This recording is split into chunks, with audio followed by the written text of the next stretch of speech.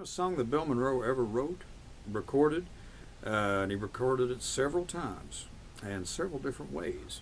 And there's a reason for that. Is a tune that everybody knows. In fact, recently, in the past, I think it was in 2001, CMT did a series on the 100 greatest country songs of all time. This actually came in at number 11, which is an incredible achievement. And Bill Monroe's song, Blue Moon of Kentucky. And it went like this. I said, Blue Moon of Kentucky, keep on shining. Shine on the one that's gone. Whoops, well, actually, Bill's version didn't go like that. But the version that became so famous and also influenced the way that Bill recorded it every time except the first time. We're going to get to that because Bill Monroe wrote this song as a waltz. Blue Moon of Kentucky was a waltz. Bill had had a pretty good sized hit with a tune that he wrote and recorded called the Kentucky Waltz. In fact, the Kentucky Waltz is also the start of all the state waltz songs. Kentucky Waltz was first. Then Pee Wee King and Red Stewart wrote the Tennessee Waltz after the Kentucky Waltz. Had a big hit with that. And Hank Williams wrote the Alabama Waltz. He was from Alabama. And he had a big hit with that.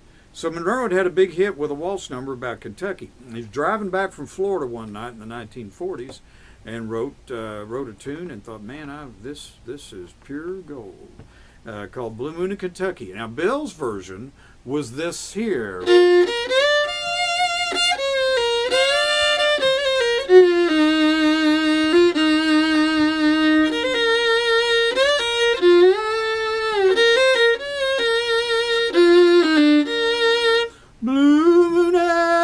Kentucky, keep on shining.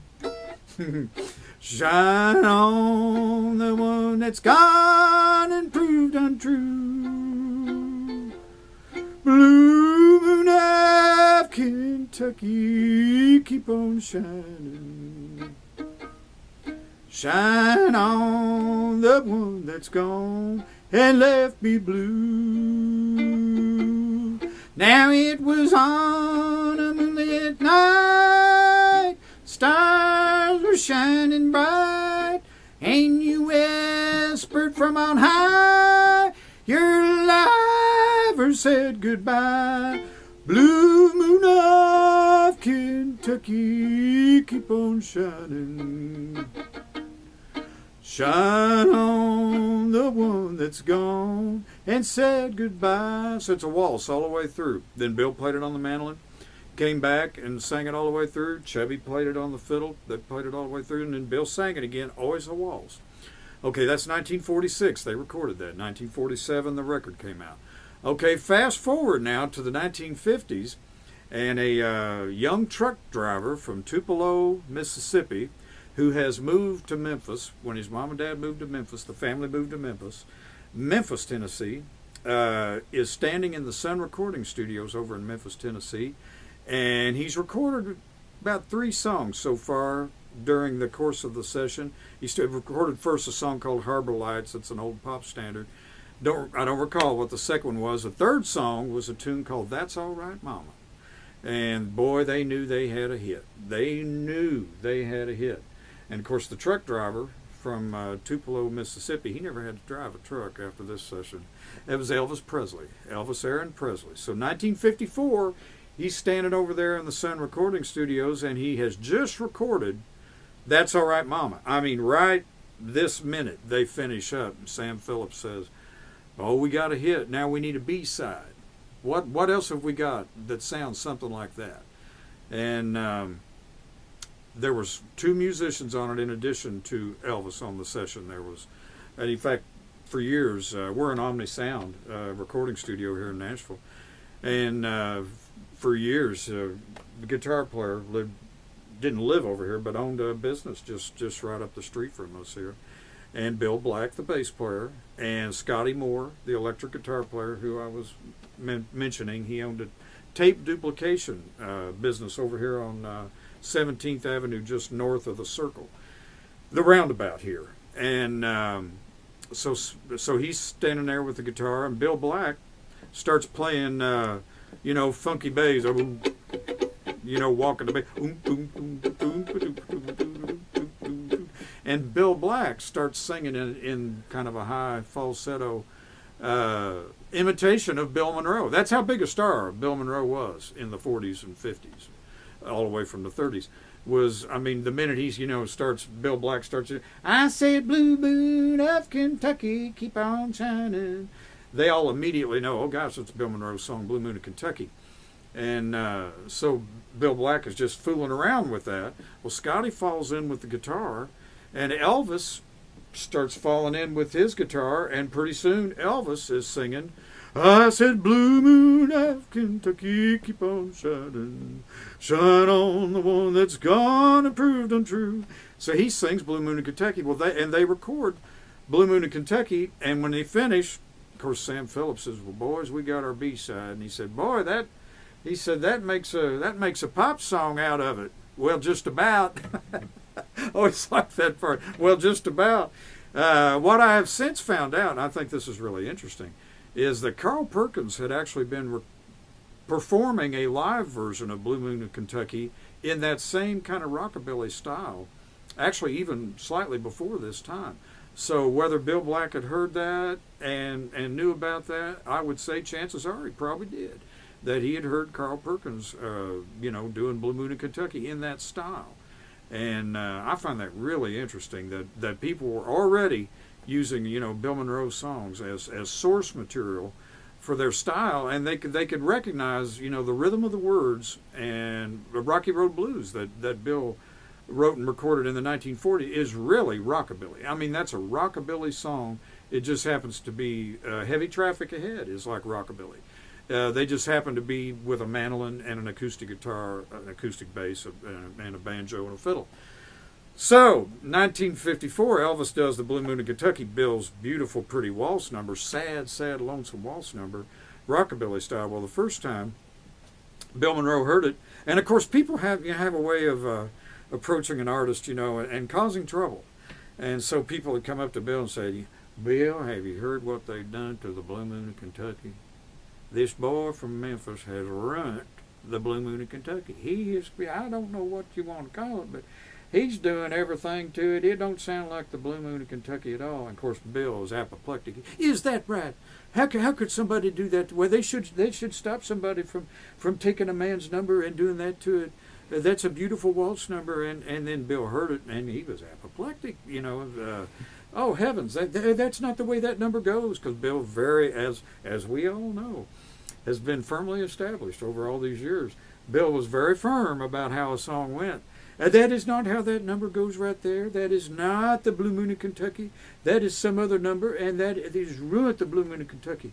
And so Bill is really mad that Elvis Presley has recorded his Blue Moon of Kentucky waltz and done this to it, and he is some kind of mad. And every day he's just as mad about it. Until something miraculous happens.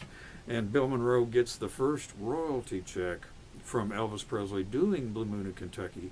And when he sees that first royalty check, literally is stunned at the size of that check. And he looks at that and is like, boy, that's the most powerful check I've ever seen in my life. What has happened here with this check? And BMI people told him, they said, well, heavens, that's from Elvis Presley's record of Blue Moon of Kentucky. Is that right? Yeah, they said he's made you that much money, and every quarter of the year, every 3 months, you're going to get checks that big or bigger. Bill, this thing's a huge hit. I've also found out since that, that Blue Moon of Kentucky was the B-side of That's All Right Mama.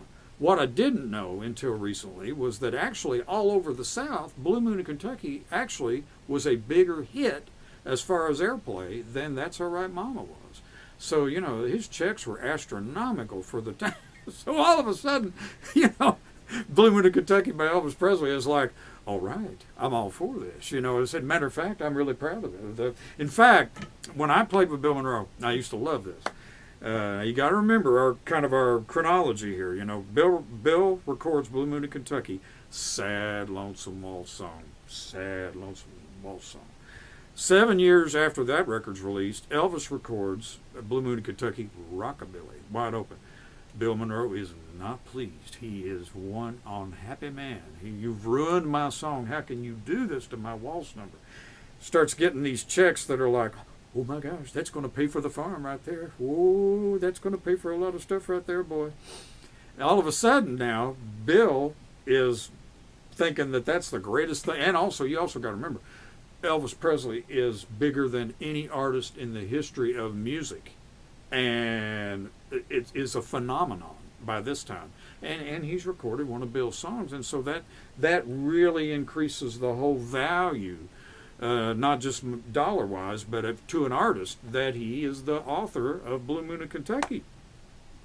And Blue Moon in Kentucky has since been recorded by everybody from Tom Petty and the Heartbreakers to the three surviving Beatles at the time, 1995, Paul McCartney, Ringo Starr, and George Harrison recorded Blue Moon in Kentucky. Been recorded by a bunch of people. And about 1990, in the late 80s and early 90s, Larry Cordell and I used to play at a club out in Hendersonville.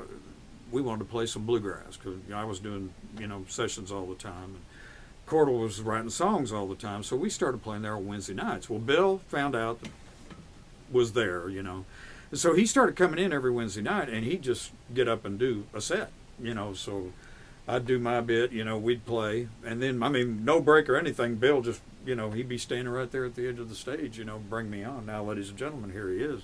Remember the Country Music Hall of Fame, the father of bluegrass music, Bill Monroe. Get right up there, and we'd do the, just like it was a regular Bill Monroe show. Bring him on, so we're doing the show. But now we're talking about the Blue Moon in Kentucky. But I want you to kind of picture this. We're playing this really cool club that's on the lake, Old Hickory Lake out here in Hendersonville, Tennessee. Really cool, vibey place. So I come in there, and I had just found out that day, doing a record date here in Nashville in, one of the studios. And a couple of the guys had, said, hey man, we just did this thing, Paul McCartney just recorded Blue Moon in Kentucky. Did you know that? And I said, how cool is that? And he said, yeah. So I couldn't wait to tell Bill because I'm going to be seeing him that night. So that night, I go to the Bell Cove Club out there. And, Bill being Bill, which is another very important factor in what allowed him to stay Bill Monroe. He was totally unaffected by everything else going on in music. He didn't know who anybody else was, didn't care. That was insignificant to him. To him, everything was in the moment. It was in the moment of doing a song, and he was going to sell it to you. If it was just you and him, if it was him in front of 100,000 people, he was going to sell it to all them. Or if we were in a studio here in Nashville making a recording for MCA, he was going to sell it to everybody that heard that record. He was in that moment. That was his whole deal. So I see him walk in the place, and of course I'm looking for him, and there he is in the back. There's a room way in the back, and fall or winter time, and so he's back there, kind of warming himself by the fire, standing with his back to the fire, and nobody else around. And I walked up to him, and hey Bill, how you doing? Oh, it's so good to see you. How you been? Fine. And you? Just fine. Everything is fine. Everything's in good shape. And I said, well, that's great, And I said, hey, I found out some really good news today. And he said, oh, what's that? And I said, man, Paul McCartney has recorded Blue Moon in Kentucky. And he looks at me and he goes, is that right? And I thought, yeah, he doesn't know who that is. I said, yeah, Paul McCartney has recorded Blue Moon in Kentucky. I said, Paul McCartney is, Paul McCartney, one of the Beatles. He goes, oh, that'll bring a lot of money in right there, won't it, boy? One of the things that I always did with Bill Monroe when I was a bluegrass boy, because I thought this was kind of the part of the obligation to not only the gig and playing with Bill as a bluegrass boy, but I always felt a kind of a, there's a brotherhood among the bluegrass boys, and I felt kind of a solemn duty, if you will, to always reference, quote, and pay homage to the different bluegrass boys who had recorded different things. I I think there are two real fathers of bluegrass fiddle. And sadly, one of them recorded very little in the bluegrass, really bluegrass style. In fact, the only thing that exists of him on a recording that's the real style that he invented and brought into bluegrass music is Howdy Forrester on Lester Flatt and Earl Scruggs and the Foggy Mountain Boys record of Earl's Breakdown. That's Howdy Forrester. But Howdy came up with all that and all that business, all that and all that business is Howdy Forrester. And I asked every fiddle player when I was playing with Bill. One of the great things about playing with Bill Monroe, especially when I did, was most of the guys were still living. And I got to be great friends with Chubby, got to be great friends with Howdy Forrester. But I asked Benny Martin, I asked everybody. I said, okay, who's the first guy you ever heard do that kind of stuff? Every single one of them. I played that for Benny Martin. And, a lot of people think of it as something that Benny Martin came up with because he got a lot of that on record, And I played it for Benny, and I said, who's the first person you ever heard do that? Oh, that's Howdy Forrester. So Howdy didn't get recorded a lot in that style, but do study, memorize the three fiddle breaks that Howdy did on Earl's Breakdown. It's an absolute clinic in fantastic fiddle playing by anybody in any era. But got to be great friends with Chubby Wise, and Chubby Wise really defined bluegrass fiddle playing and was the first really bluegrass fiddle player. This song, Bill recorded it originally with the Bluegrass Boys in Chicago, Illinois. They used to have to go to Chicago to record back then, and he was on Columbia Records, and they recorded it on September 16th in 1946. So Bill would have just turned 35 years old 3 days before that. And it was released the following year, just about that same time of year, in September the 22nd of 1947. There's a lot of interesting things about this song. Bill wrote this song as a waltz. It's a waltz all the way through. And it was a sad song. Bill wrote this song coming back from Florida on a trip.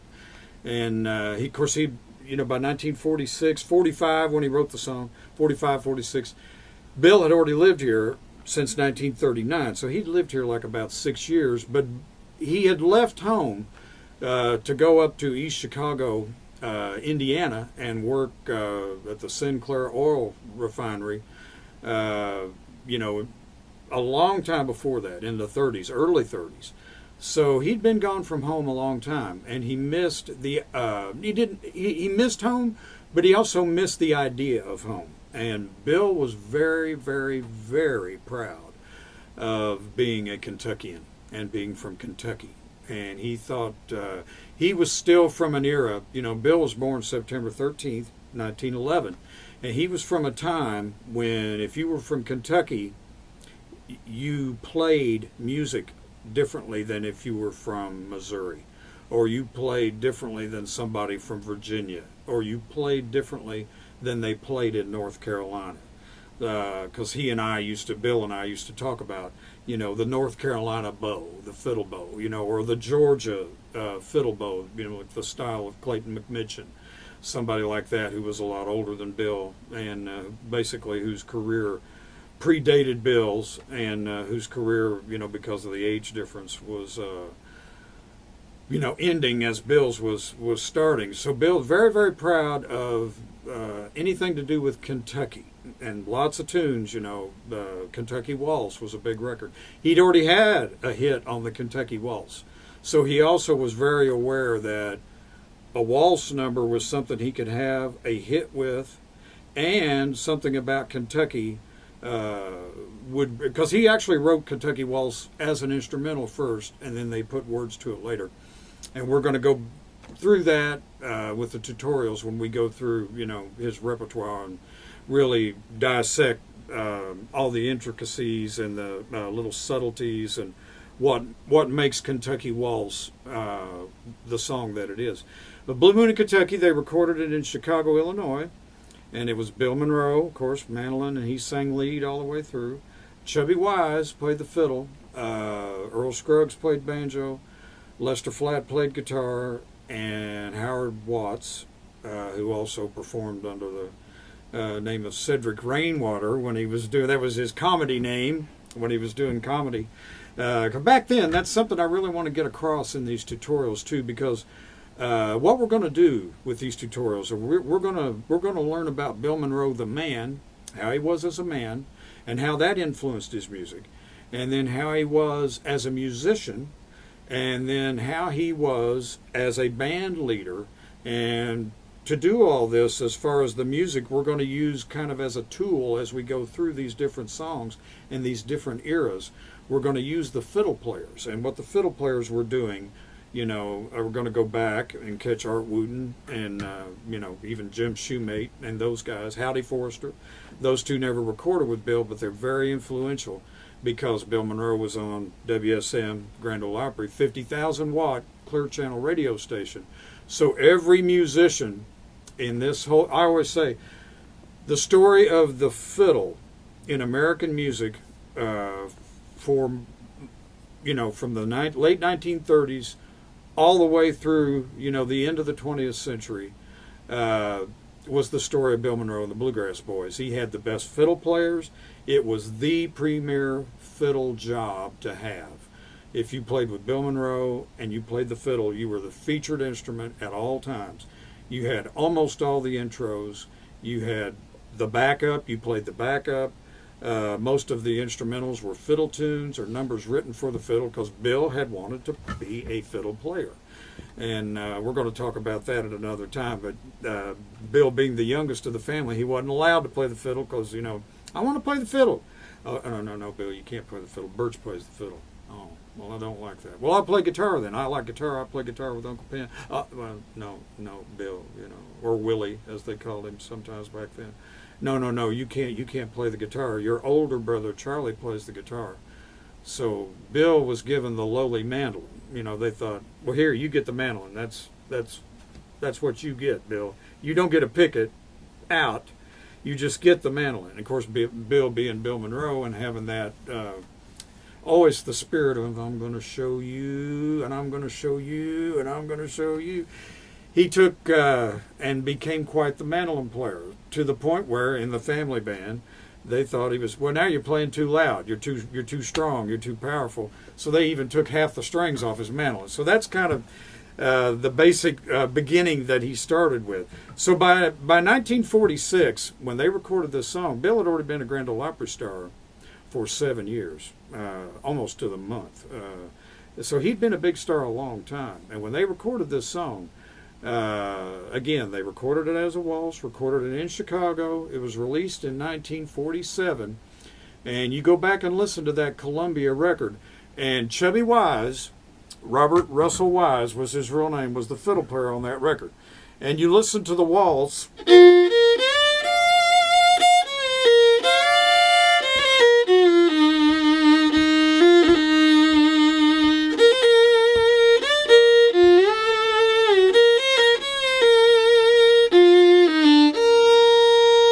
That's the way he did the intro. Now, what I want to show you a couple things that are really important about the way Chubby played the fiddle. Chubby Wise didn't grow up playing fiddle tunes. He didn't come out of the hoedown tradition. And in fact, when Chubby first came in the band in the early 40s, Bill would carry another fiddle player to do the hoedowns, and he would carry somebody like Floyd Etheridge or Carl Story. Actually, Carl was a fiddle player.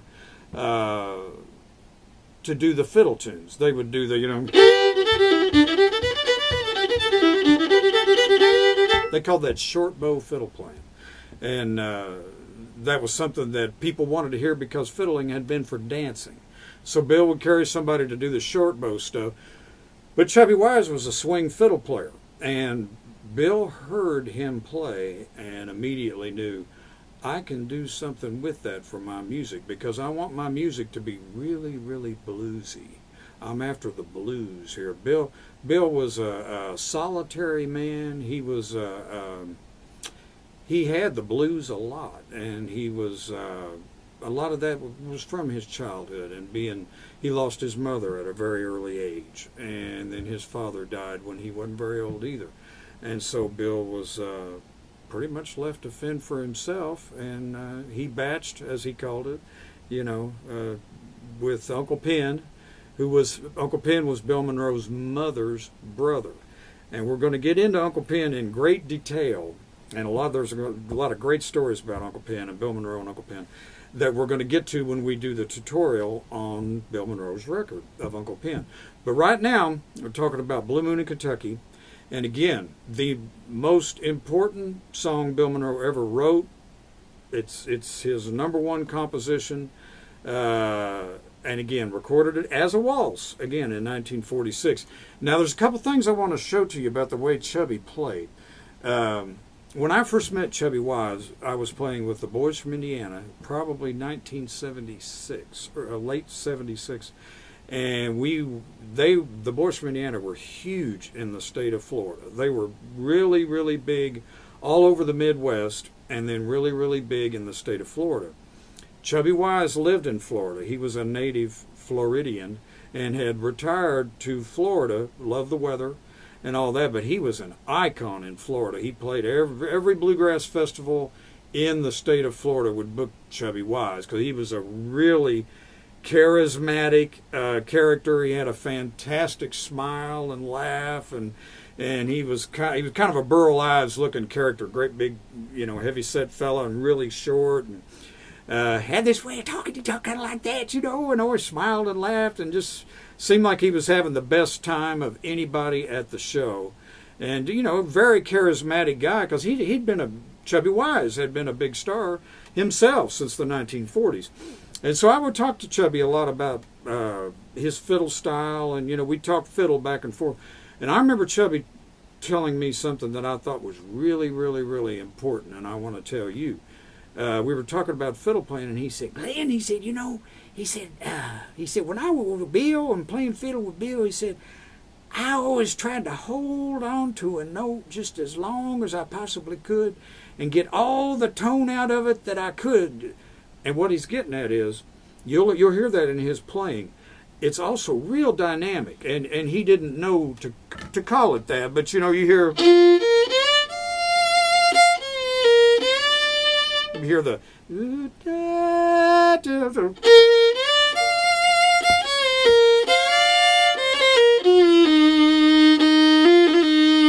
so you hear that, the blues and the dynamics of, because it's a sad song. It's a very, very sad song. And so he's trying to make it just as sad as he can, and he's yanking those notes as hard as he can. And there's something I want to point out about Chubby's playing that's very important, and it's a technique that you don't hear today. Chubby, okay, we're going to start this song off like this. No problem there. People are pretty hip to what that is. You'll notice he slides up into the third. The whole deal about Chubby, you're going to hear a lot of discussion about the thirds. So there's the little trick that we're going to learn today about Chubby's playing. You'll notice he comes up and catches the flatted third with his ring finger. See, when he goes down. Now, when he goes up, it's the ring finger. It makes all the sense in the world. See, that's a bluer note. He starts on the flatted third, which in B flat, is the C sharp note.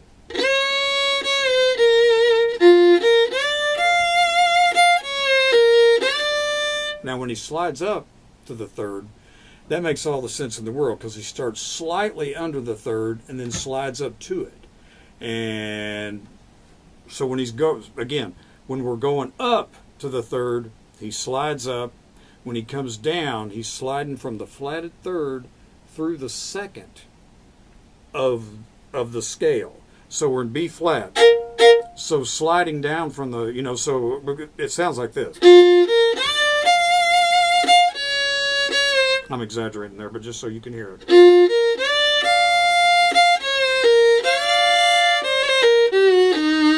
Okay, now see, that's kind of the conventional way right there.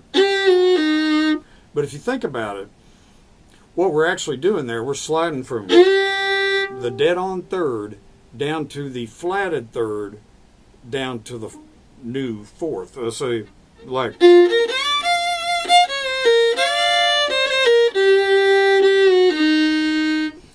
Okay, your ear isn't catching every single little detail and nuance, but what you're doing... Okay, listen to the difference. Here's what Chubby's doing.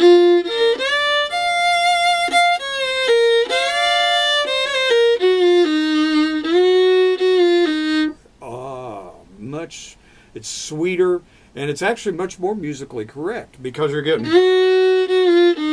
That's a whole lot bluer. This is bluesier than this.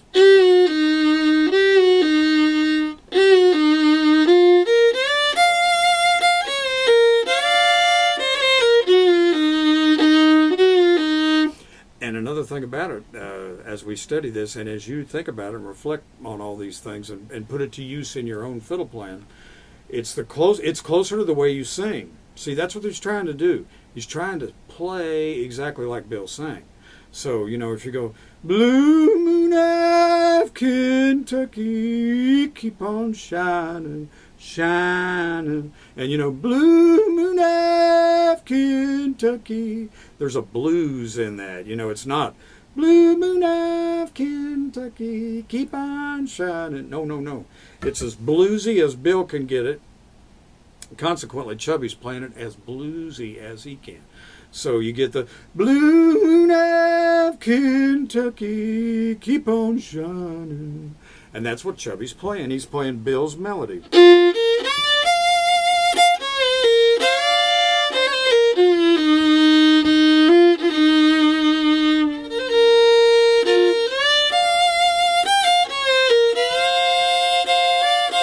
Now I want to show you two other little things here that are really important. And now we're going to delve into this in great detail as we go along when we go through the entire Chubby Wise part of the tutorials and, you know, the curriculum that we have with all of the bluegrass styles that we're going to analyze with each guy and what he brought to the table, and give all of these things are going to be tools then that you can put to use in your own playing.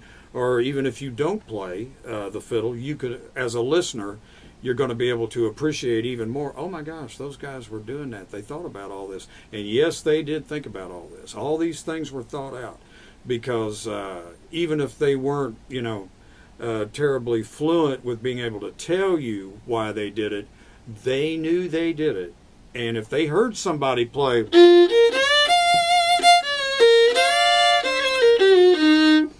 Chubby go, that ain't exactly like I did it.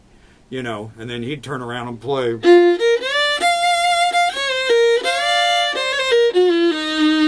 And I saw time after time people would look at that and go, wow, isn't that the same thing? And it's like, no, it's those flatted thirds. That's the whole trick. The flatted thirds are the deal. And again, he would use like this index finger, see?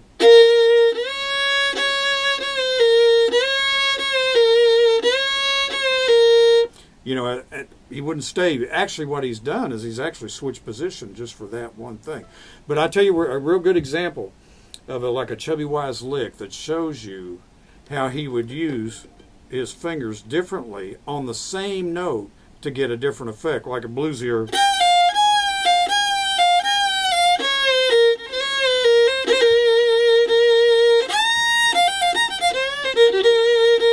Now, what happened later, and we're going to get into this about later, but what happened later was this kind of took the place of, see, sliding up into a third. But I want you to go back and really listen to that old record, because what that old record did, that old record launched Bill Monroe into a whole new part of his career. And Chubby Wise really defined bluegrass fiddle playing and was the first like really bluegrass fiddle player. Everything that he played sounded like bluegrass. Interestingly enough, Chubby did not come from the fiddle tune background of fiddle tune world. He came from swing world, and Bill wanted that in his music, and he loved that about, you know, my playing. He loved that about Kenny Baker's playing. Spiker's playing, Richard Green's playing, in that didn't always sound like somebody who had just been a fiddle tune player, that we played songs, the songs we played and the way we would play the songs. He liked it to be actually more, violin-like and stuff. And sometimes when you'd really be on a good streak, he'd be all smiles and everything, look over at you and yell, and goes, "Oh, you're a violinist now." And to him, that was like the ultimate, was to not have it sounding old-timey. He loved old-time music, but he didn't want to be an old-time musician. He could have done that, He left that for, his brothers. He wanted to come up with something different, and he sure did. And his own, and he sure did. But Chubby Wise came up with all these things that we think of when we think of how to play a bluegrass song. Something like "Put My Little Shoes Away" or something,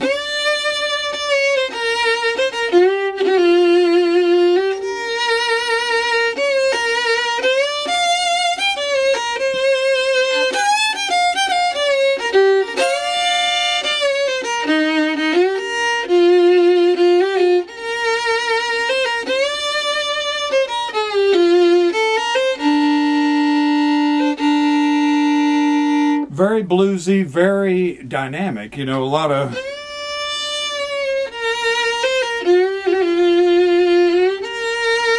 little grace notes. A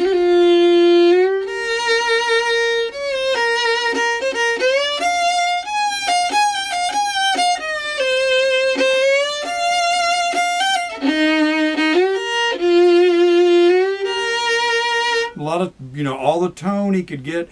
And I remember one of the first times when I was a kid, I was playing with the boys from Indiana, and they were red hot in the state of Florida. And Chubby Wise lived in Florida and was an icon in the state of Florida, all over the South. And he played festivals every weekend, and just was he's a fantastic personality. Really charismatic guy, had this big, fantastic smile, this love of life. So if you think about the way Chubby Wise played Blue Moon in Kentucky, you get this,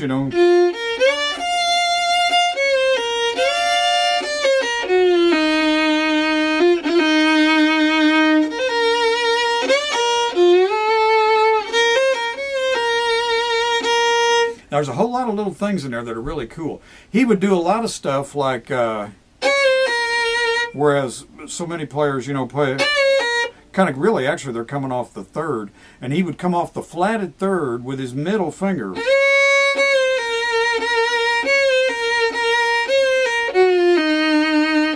It's a bluesier no-go.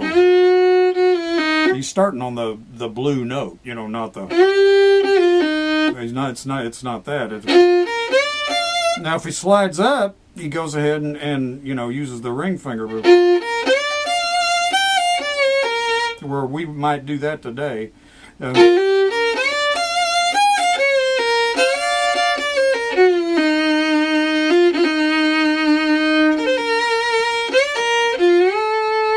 another key Chubby thing.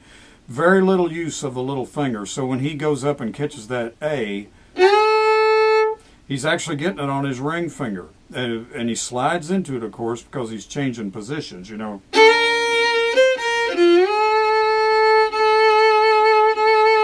Much sweeter note. And you hear that scoop in his playing.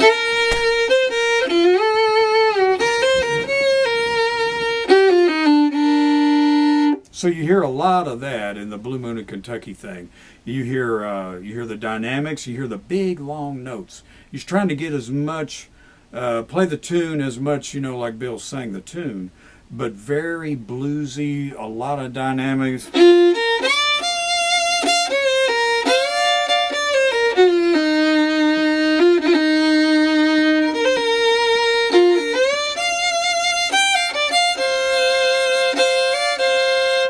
I am convinced when I listened to the record that Bill had gone over the solo with him, the intro and everything else, and had the notes discussed, we'll put it that way, making sure that Chubby played them a certain way. And I'll tell you why I'm convinced that that's true. Chubby keeps coming back to the which is exactly the way Bill would play it on the mandolin. That's your pickups, you know. If he plays the whole thing.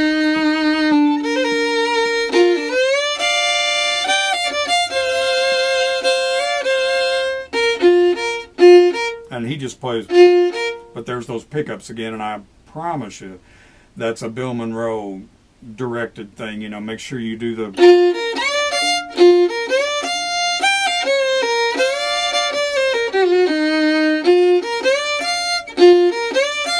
And that's very much the way Bill thought about things about, you got to remember again, you know, you're talking about early, this is the beginning of bluegrass. So these guys were just string band musicians. You know, that's all that had been played. Something that we take so for granted today, like intros, you know, like, or, and that hadn't been done yet. I mean, they were, you know, just starting tunes off,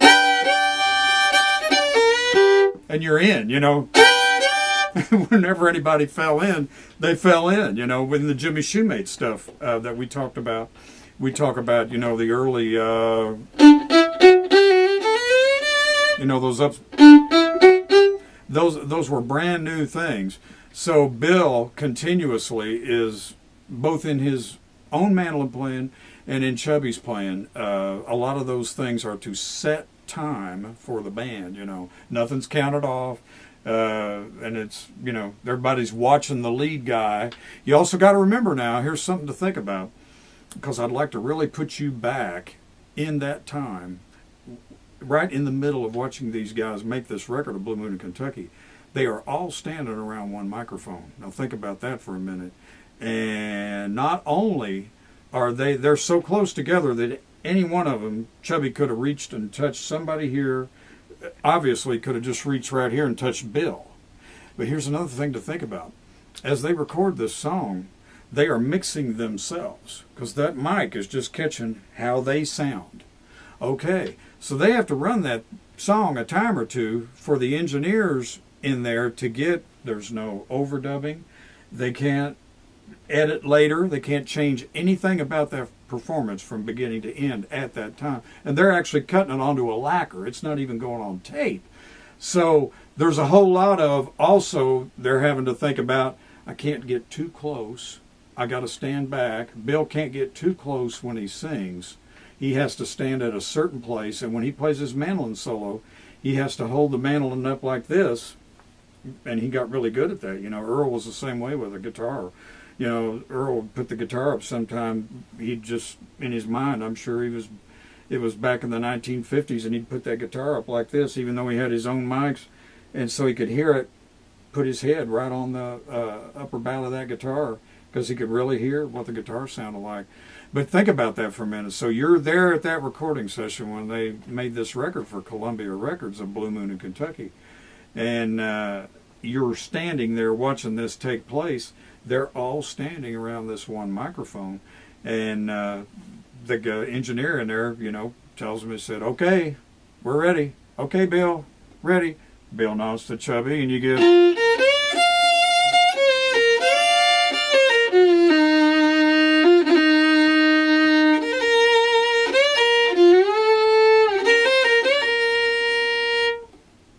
And they have to play it the same perfectly, you know, they play perfectly every time. The beauty of it is, by using the one mic, is that they were always mixing themselves. They were always playing their fills in such a way that they're not as close to the microphone. So you could, if you listen closely on those old records, you know, you can hear the fiddle back in there and all that. You can hear the banjo in there a little bit, but you're mostly hearing what's the focal point of the record. And they were used to playing that way because it's the same way they played on stage, you know. You work so closely together that you're watching each other. And so you're not going to play over the top of somebody because that somebody is standing right there. He's closer to the mic than you are. He moves into the mic and you move out, you know. And so they were actually making that sound at that point, standing right there. And even to the point where, this goes clear up into the Bradley's Barn days in the 60s and all. And they would have, like, the Osborne brothers, because they recorded live playing and singing at the same time, and their guitar player would sing the third part, and they would put an X on the floor. Okay, this is where Bobby, this is to play your mandolin solo. You come up this far. Here's where you stick it. They would go in the control room, listen in there, say, well, it needs to be a little louder. Okay, so we move in a little closer. When the Jimmy Martin records with J.D. Crowe, same thing. J.D., here's where you play your break. Here's where you play your backup. Here's this X. Here's this other mark. You stand right there, because if you get too close or too far back, you have to start all over again. Nobody wants to be the guy that makes the boss have to do it all over again if the boss has done a perfect take. All right, Chubby Wise on the Blue Moon of Kentucky.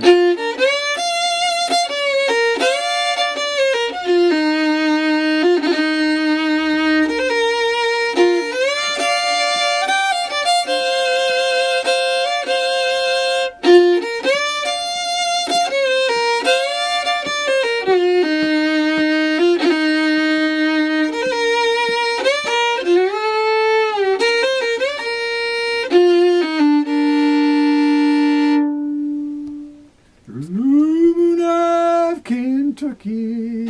Some more things that I used to do on Blue Moon of Kentucky here too. I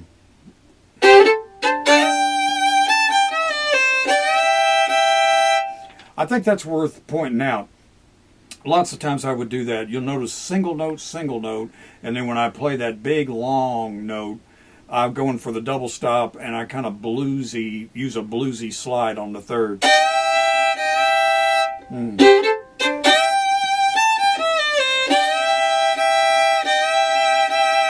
And I think that goes along with the, people listen to bluegrass fiddle who aren't bluegrass.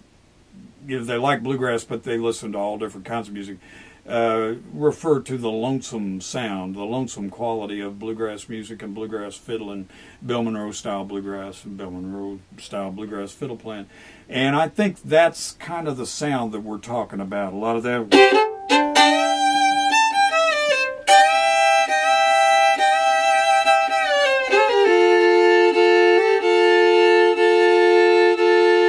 Again, there I'm using the open A.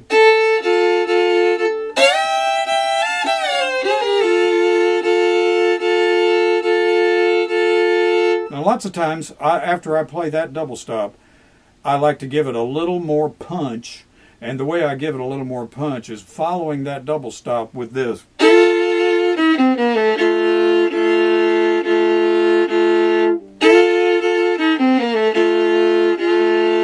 Okay?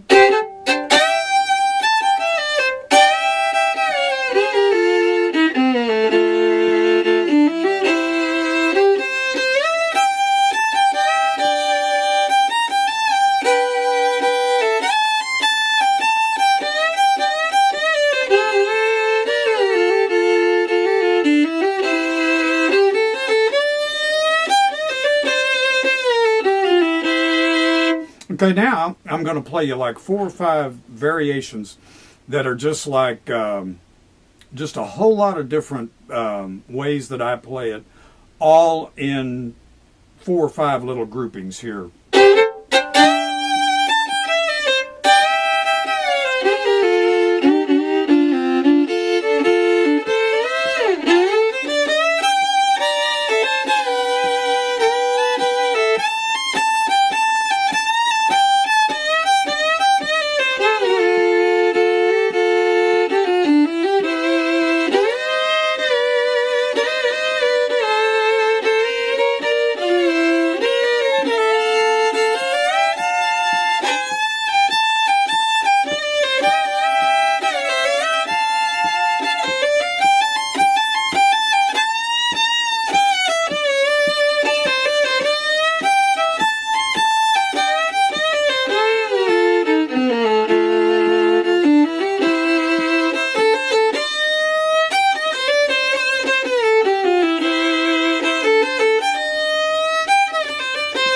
I like that to wrap it up.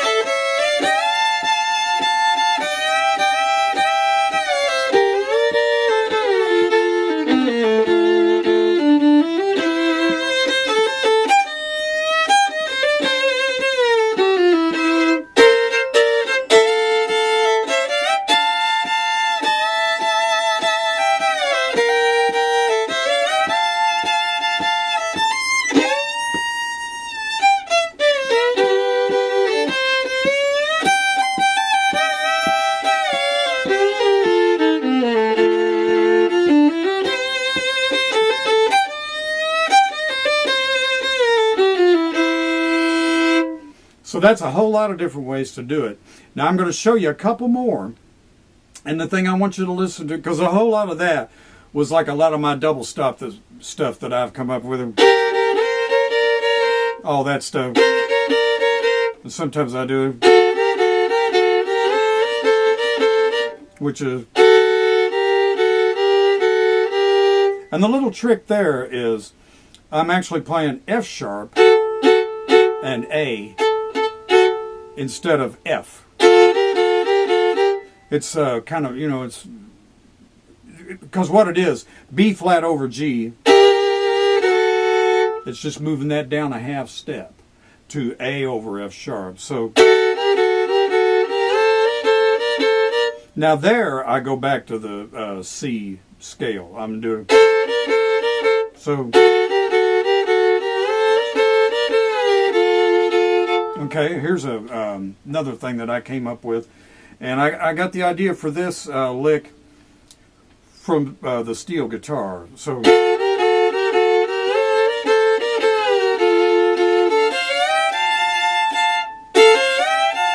I used to use this a lot. It's kind of a variation of a thing I've done a lot over the years,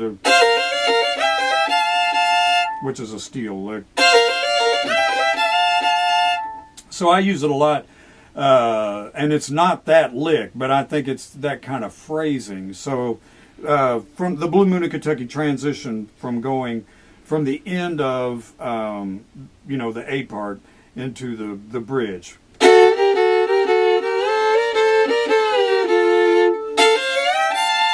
That's another thing there that I want to point out too about my style and the way I put things together is after I'm doing this seventh stuff,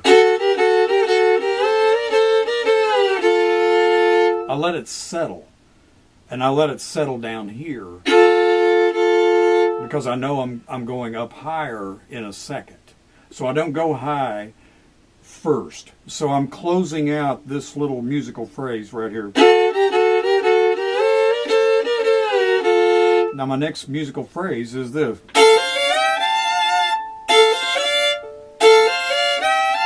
That's what it is. It says, so I'm going to show you this little transition again from ending the bridge.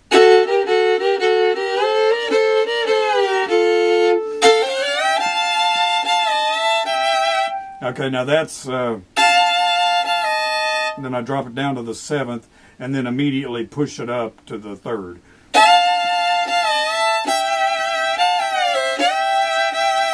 And so I'll do that one of two ways as a general rule. So after I do the little ascending lick,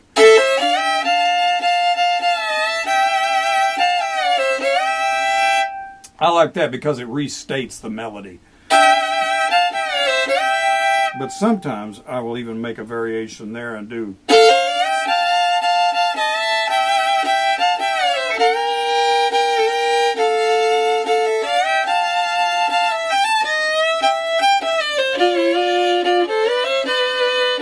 There's another quick one. Yeah.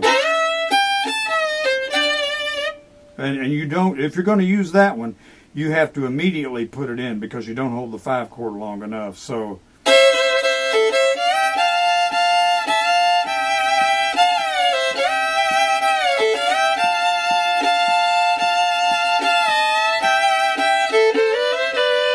see, it's the little transition lick into the G. And another thing that you'll find in my playing a lot, that you'll find a lot in my playing is it's symmetrical. Since I'm using this lick right here,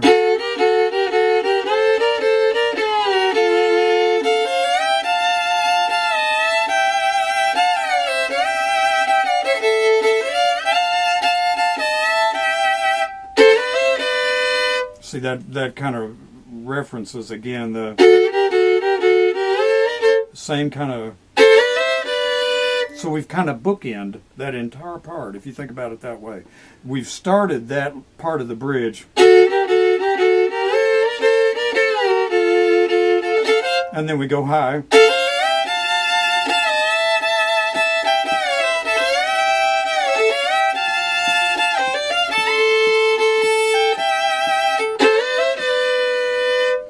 Okay, so now we're back to the same kind of voicings on these strings that we started it with. Now, if I want even another little bit of oomph, I actually like ending it like we just did. You know, I like it that way. But if you want even a little more oomph, I'll show you this. So,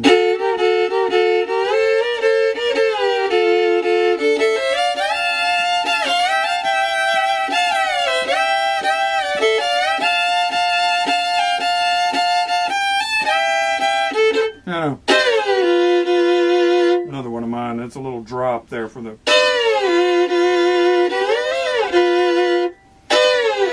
It's a little more dramatic to just hit the D over B down to that big seventh.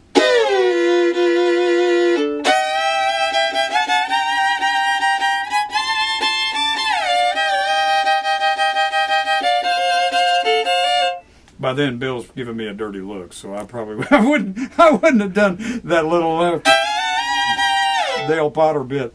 So I would go back and restate. And again, very good learning environment, putting different things to use with Bill, and he loved all that. I could do that.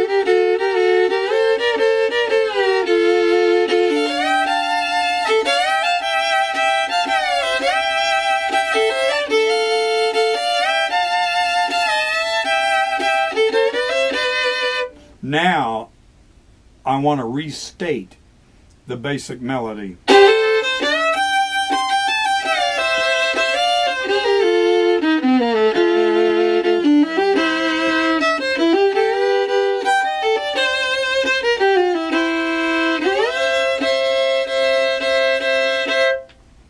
Blue Moon in Kentucky. I've thought back over the years, so many interview situations and where Bill Monroe and the Bluegrass Boys, when I was a Bluegrass Boy, we would be on a show, and of course, whenever we were on a television show, as a general rule, they'd have the theme of the show, and we would be the first artist because, Bill, living legend, father of bluegrass, Country Music Hall of Fame member, since, 70, 71, along in there, and just had such a great career, and his career. And I've thought about this, and this is something I really want to impart to people to think about, is that Bill Monroe's career as a big star, big star, was so long, and it started so early by comparison with anybody who we think of as, wow, that's a person that's a giant figure in country music, but way back in time. I think this is a good way to think about it, that Bill Monroe was a big Grand Ole Opry star for 10 years before Hank Williams was discovered and became a big Grand Ole Opry star. Because Bill would have stories about Hank Williams. As a matter of fact, Bill and Hank Williams wrote a song together. They wrote one song together, and it's written and published under one of Bill's pseudonyms, so a lot of people don't know that. But the tune, "The lonesome side of a train going by makes me want to stop and cry." Bill wrote the tune, and Hank wrote the words, and they wrote that together backstage somewhere. And Bill had another Hank Williams story that he would tell all the time. And I think this happened in Kansas City. And something happened. They were doing all kinds of, the big finale and all that stuff. And the trio became Hank Williams, and this is on the choruses of these different songs that they were doing. Hank Williams singing lead, Little Jimmy Dickens singing tenor, and Bill Monroe singing a high baritone. And if we had some recordings of that. But Bill would talk about that a lot too. He would talk about the time that they did that. But he and Hank were good friends. But to think about the fact that Bill was actually an Opry star for 10 years before Hank Williams, and he saw all these other people become Opry stars after he was an Opry star, like Ernest Tubb came along later, Hank Snow came along later. Those people, Kitty Wells, Johnny Wright, Johnny and Jack, all those people came along later. Louvin Brothers far later.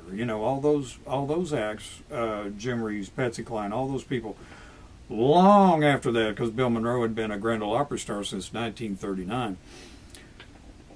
An interesting thing that I remember is there used to be a television show on the Nashville Network. When the Nashville Network first started, when the network first started, it had some really cool programming. Teddy Bart had a program where he would interview people at length, just the two of them sitting and talking. And one of the best ones was a show called Yesteryear in Nashville. And I think that's the proper title, Yesteryear in Nashville, I think, or Yesteryear in Country Music. But I think it was Yesteryear in Nashville was the title. And Archie Campbell was the host. So the set would be two chairs, like with a little table between them. And I remember Bill Monroe was the guest. And for some reason, something had happened years past. And we never got to that when we talked to Bill, and I talked about this later, and I'll tell you why in a bit. But for whatever reason, the minute we got there and Bill saw, something about the thing with Archie, he wasn't happy to be doing that. And so Archie's sitting over here, and kind of got the cigar in his hand as a prop, but kind of like Groucho Marx, but not lit. And he's talking to Bill. Of course, you got to remember, Archie Campbell goes back to the old days in Knoxville before he came to the Grand Ole Opry. So he'd known Bill Monroe since the late 30s, definitely throughout the 40s. And he knew, the different things about Bill's personality. And so Archie's interviewing Bill Monroe, and he's got him for 30 minutes or an hour or whatever it is, 30 minutes, I think. And so, play the theme music and come in, and Bill's sitting there. Bill's not happy about this interview with Arch. And so Bill's sitting there, with that body language like he was just as much as you can possibly look off, Archie's right here, from somebody else, and looking off this way, and got the mandolin, up under the arm, and kind of doing a little bit of that as he goes along. And he does not want to be there. Bill does not want to be there. And Archie starts asking him questions, And Archie asked him, I said, Bill, you've been here at Grand Ole Opry since 1939, haven't you? Yes, sir, I have. Yes, sir, 1939. Yes, sir, 1939. Look off, And Archie's kind of leaning in a little closer now, thinking, it's going to be a long interview if I get one sentence for every question. But Arch, being the consummate professional, he keeps coming, and he said, and you started here with your band, Bill Monroe and the Bluegrass Boys. Yes, sir. Yes, sir. The Bluegrass Boys, Bill Monroe and the Bluegrass Boys. Yes, sir. That's right, the Bluegrass Boys. Yes, sir. And you were from the state of Kentucky, aren't you, Bill? Yes, sir. Yes, sir. I'm from Kentucky. Kentucky. Is that how you happen to name your band, the Bluegrass Boys? The Bluegrass Boys, because you're from the Bluegrass State. That's right. I wanted Kentucky to play a big part in it. I did. I wouldn't have been looking off like, if I can just almost will this to stop, it will. But Archie, being the consummate pro, he keeps, by now, Archie's like leaning clear over here, like right in Bill's space, and Bill just keeps cranking farther away, and so, So you decided to name your band Bill Monroe and the Bluegrass Boys. That's right. And you came to the Opry in 1939. That's right. And of course, Archie knows exactly what to do, and he goes, Bill, it's been said that you're the greatest tenor singer in the history of country music. Bill's looking off. So you got to remember, Bill's looking off. Archie's right here. Archie Campbell goes, Bill, it's been said that you're the greatest tenor singer in the history of country music. Bill turns around and goes, Archie, do you love his tenor voice? Do you love it?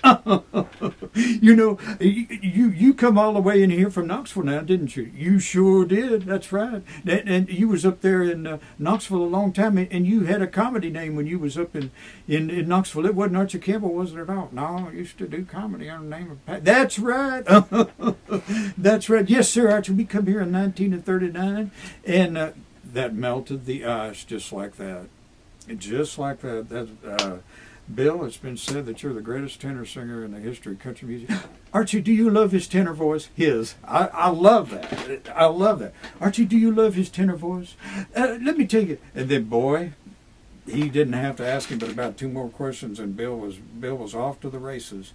Because Bill had discovered that whatever it was that he had thought had taken place, it wasn't right at all, and that Archie really respected him and loved what he had done, and that's all it took, you know. Greatest tenor singer in the history of country music. Yes, sir. Let's talk about that a lot.